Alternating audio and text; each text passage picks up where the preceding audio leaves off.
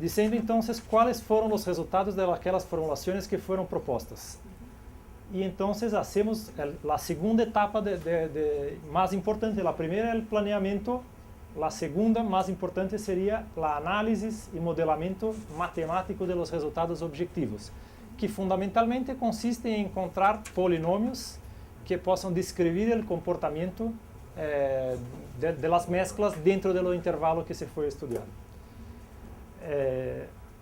Há acá distintas maneiras de se expressar os resultados, mas o principal, depois de se expressar os resultados, verificar experimentalmente se os resultados modelados estão de acordo com o que está predito, porque vamos, a partir de então, generar uma mescla de comportamento ideal. E a próxima etapa será testá-la para verificar se suas propriedades previstas estão de acordo em la prática com aquilo que o software está nos dizendo. E se isto não está bem, ou então se gostaríamos de fazer novo refinamento, vamos fazer novo planeamento para cerrar mais os intervalos e ter planeamento mais próximo da mescla final. Isso se passa muito quando trabalhamos com sistemas novos. Em princípio, hacemos planeamento muito aberto e temos uma ideia general de que governa esse sistema e de las interações entre as matérias-primas. A partir dos resultados preliminares, podemos fazer planeamentos mais cerrados, com intervalos de composições mais estrechos, para obter a mescla final.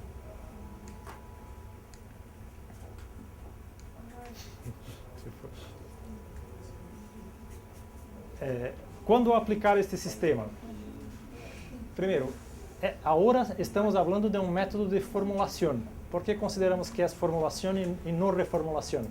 Porque agora eu posso dizer ao sistema as propriedades que eu quero, ao contrário do método anterior, que eu necessitava dizer, necessito de 65% de sílice, 18% de alúmina. Agora eu vou diretamente dizer, eu busco produto que tenha 2% de absorção de água. Eu busco produto que tenha mais do que 25 megapascal de resistência mecânica depois da cocção. E então, por isso, é método de formulação de pastas para buscar comportamento cerâmico desejado. Uma outra questão importante que muitas vezes se olvidam de dizer com relação a este método, que además de generar uma formulação, me dará uma ideia muito clara a respeito do papel desempenhado por cada componente da composição. Isto será muito incluso a respeito, muitas vezes, importante para definir o que cada matéria-prima está fazendo na mescla. Eu terei como se fossem mapas que me dizem, mira, se eu tenho problema de expansão térmica, esta matéria-prima está me ajudando a subir, esta me ajuda a bajar. As mesclas destas duas me ajudam a subir muito mais do que uma matéria-prima individualmente. Com outra propriedade, eu terei efetivamente uma ideia de qual matéria-prima dentro daquele intervalo do sistema está me ajudando ou atrapalhando. E incluso para fazer pequenos cambios de formulação a partir de uma pasta que está se trabalhando, esmalte, eu tenho, mira, esta é minha composição, este ponto define minha composição. E eu tenho mapas que podem me dizer, mira, e se eu caminho na composição pouco mais para cá? Ou seja, se eu incorporo pouco mais de arcilha e reduzo o feldespato. O sistema me dirá o que está previsto que ocorra. Então, porque isso está claro, a influência dos componentes da composição. E, además, se pode incluso utilizar o sistema para fazer previsões a respeito da sensibilidade de pastas ou de outros materiais a las variações de composições, porque eu posso fazer simulações, como o exemplo que falei, que passaria se eu cambiasse ligeiramente os contenidos dos componentes da pasta, é possível se calcular os efeitos previstos em las propriedades. Algumas peculiaridades importantes. A respeito da mesma forma que nos outros métodos, é necessário se ter conhecimento no estadístico da formulação. Os fundamentos que estamos falando todo o curso acá continuam muito importantes. Número de matérias-primas elevado ou intervalos amplios, rangos amplios de composições, podem gerar muitas formulações a serem testadas. E isso pode assustar as pessoas que estão começando a trabalhar com o sistema.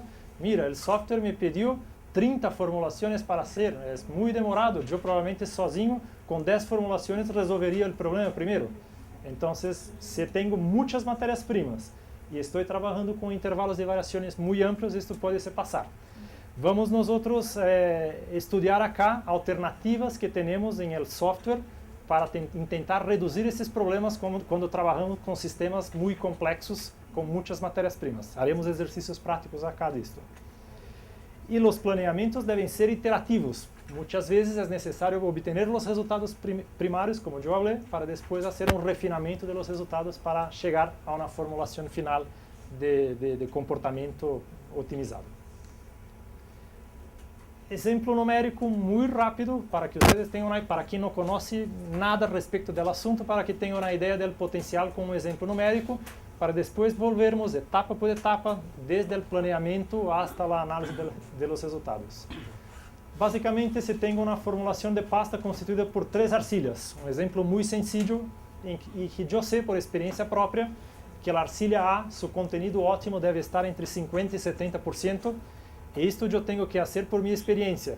Eu sei que esta arcilha é uma arcilha plástica e que se não tenho esta arcilha em quantidade elevada, tenho problemas de resistência mecânica em crudo, por exemplo. Então, vou definir intervalos, contenidos elevados. Arcilha B, de 15% hasta 30%. E arcilha C, eu posso evaluar formulações que não la utilizem, com 0 de arcilha C, hasta composições que podem utilizar 20% desta arcilha. Isto eu vou ingressar em um software, me pedirá uma série de formulações, eu vou ao laboratório a fazer as formulações e regresso ao software com os resultados de las propriedades que estou interessado em medir. Acá, só para que tenham uma ideia, é uma representação, a possibilidade total, se eu tenho 3 arcilhas, A, B e C, eu estou restringindo o intervalo das composições dentro desta área que foi definido por los intervalos que falei anteriormente. E então, isto será importante, os resultados do modelamento matemático que haremos solamente serão válidos dentro deste intervalo. Não posso fazer um planeamento estatístico de uma área pequena e depois tentar predizer os resultados que teria em uma outra região. Acá está em uma representação mais cortada. Há distintos designs que eu poderia fazer acá. Neste caso, estou fazendo um design de grado 1, com um ponto central, que me generou 5 formulações e 2 réplicas. Vou falar depois com mais detalhes a respeito disso, mas algumas formulações serão necessárias se fazer mais de uma vez para que o software possa calcular os erros estatísticos envolvidos. A partir dos resultados e da modelização no software, eu teria as equações que regem os comportamentos e uma maneira muito prática que nós gostamos muito de evaluar os resultados é a maneira gráfica. E, por exemplo, para uma propriedade que poderia ser a resistência mecânica em crudo da pasta, tenho como o mapa. Acá estaria evidente que, por exemplo, em negro tenho barra resistência mecânica e na medida em que estou vindo para estas composições, tenho composições de maior resistência mecânica. Em qualquer ponto, te acordem que solamente foram realizadas estas formulações, mas em qualquer ponto dentro desse sistema, eu tenho condição de predizer a partir de agora, com dado grau de confiabilidade, quais são os resultados previsíveis para esta pasta. E acá, como se mira, o comportamento, por uma casualidade, dentro desses rangos, foi linear. Retas são suficientes para explicar as variações. Pero isto não necessariamente passará com todas as propriedades. Neste outro caso, na outra mescla, A, B e C de novo, eu poderia ter comportamentos não lineares. Creio que acá, sim, exato. Se eu considero um polinômio quadrático, eu tenho um grado de ajuste de 80,7%. E se vou para as mesmas matérias-primas para o polinômio quadrático de segundo grado, me incrementa a confiabilidade dos resultados, de maneira que seria mais adequado expressá-los através deste gráfico com um polinômio quadrático. A última etapa, acá eu estou misturando resultados de distintas coisas. A ideia é solamente fazer uma ideia do potencial do sistema. Se eu evaluei para uma pasta propriedades como custo, viscosidade, densidade aparente, contração de secado, módulo de rotura-flexião, temperatura de cocção necessária para a obtenção de uma dada absorção de água, contração de cocção e módulo de rotura após a flexião, yo podría incorporar al sistema cuáles son los resultados que estoy buscando para cada propiedad. Yo quiero, por ejemplo, una pasta con costo inferior a los 70 reales por tonelada, que la densidad aparente esté entre 1,90 y 2, que la contracción de secado sea inferior a 0,2, y así por adelante, que la pasta sea quemada entre 1130 y 1150 grados para me generar la absorción que estoy procurando.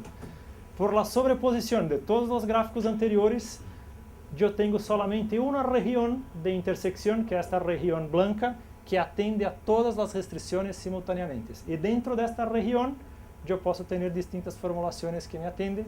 Y por ejemplo, en el software, yo vengo con el mouse acá, clico y tengo una composición entre arcillas y las propiedades que estarían previstas a partir de polinomios que tengan una confiabilidad a partir de los ajustes matemáticos que fueron realizados. Entonces, parece, por esta explicación, algo que tiene un potencial bastante interesante. Para finalizar, terminar esta etapa del curso, una breve comparación entre los tres métodos previamente a entrarnos en detalles sobre el método estadístico del de hoy. La aditividad tiene la ventaja de ser un método muy rápido, muy sencillo, no necesita de equipos y es un método comportamental. O sea, medimos las propiedades que estamos interesados y hacemos la formulación con base en el comportamiento cerámico. Como desventaja, no tiene una precisión muy grande o confiabilidad y los resultados no pueden ser optimizados. No busco el menor costo, no hay como hacer en simplex que vamos a hablar en la secuencia. Aplicamos nosotros, esto no está en libros, es algo de nuestra experiencia, la forma como nosotros acreditamos y enxergamos las cosas, especialmente para pastas de molienda seca para ciclos rápidos. El método de programación lineal a través del simplex tiene más precisión en relación al anterior y le da la posibilidad de optimización de los resultados. Por otro lado, necesita de equipos, análisis química, mineralógica, software para resolución del sistema simplex, y estaremos inferindo el comportamiento a partir de características físico-químicas que evidentemente acreditamos que deben conducirnos a un determinado comportamiento, pero sabemos que nem sempre se passa assim. Para onde poderíamos utilizar? Basicamente para reformulações de pastas de molienda úmida, onde há sinergias e que já trabalha bem. Então, para hacer contratipos, substituições de matérias-primas, otimizações de uma dada propriedade. Ou seja, seria um método de reformulação para algo que já está trabalhando. E o estadístico, o método de OE, é comportamental, a exemplo do primeiro, ou seja, vamos trabalhar diretamente com as propriedades que estamos interessadas. Os equipos necessários com informação do software são muito sencillos, basicamente poderia ser com um laboratório de caracterização cerâmica muito sencillo.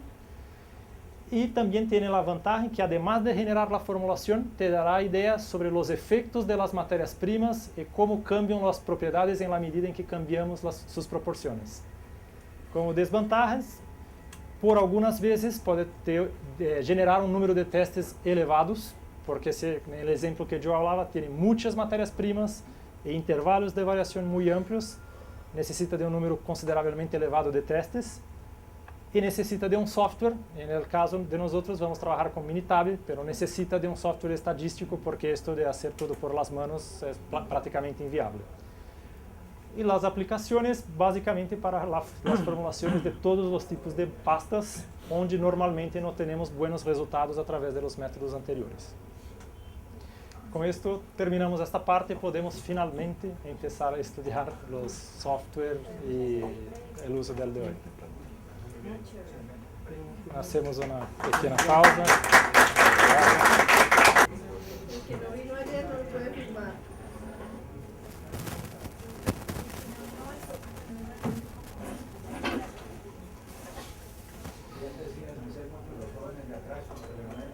É importante passar essas histórias para que se queden con los más jóvenes. Claro. Tienen otra perspectiva.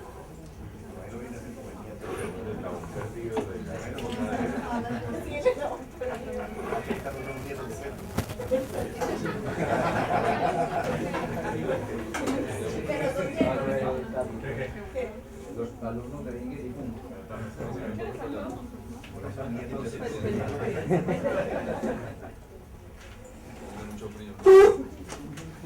Bien, en la continuidad entonces vamos a empezar a hablar al respecto del segundo ítem de nuestro curso, donde aprofundaremos, vamos a estudiar el planeamiento estadístico de experimentos, que estará dividido en algunos tópicos. En principio vamos a estudiar los experimentos envolvendo mezclas, los diseños de mezclas, que como hablé son casos particulares de los diseños estatísticos de experimentos en general. Después pasaremos a estudiar, yo gustaría de hablar al respecto de estos dos ítems hoy. No sé si tenemos tiempo para terminar el segundo, pero es importante que avancemos hoy en este tema, al respecto de la definición de los diseño del experimento. Hay muchos modelos, algunos muy conocidos que están en la literatura, algunos que se aplican más a nuestros casos, otros que no se aplican, pero vamos a buscar estudiar en detalles para saber en qué momento utilizar cada tipo de diseño y saber las ventajas y desventajas al respecto de los mismos. En esta parte también vamos a través de ejemplos saber cómo trabajar con los datos de entrada en el software para poder minimizar el número de experimentos sem que com isso tengamos prejuízos em los modelos que teremos condições de ajustar depois. Depois, trabalharemos sobre a análise estatística dos resultados, como interpretar os dados numéricos que obteremos a partir de las provas experimentales. Depois, evaluar distintos modos de expressão dos resultados. O Minitab tem uma série de maneiras para hacermos estas evaluações.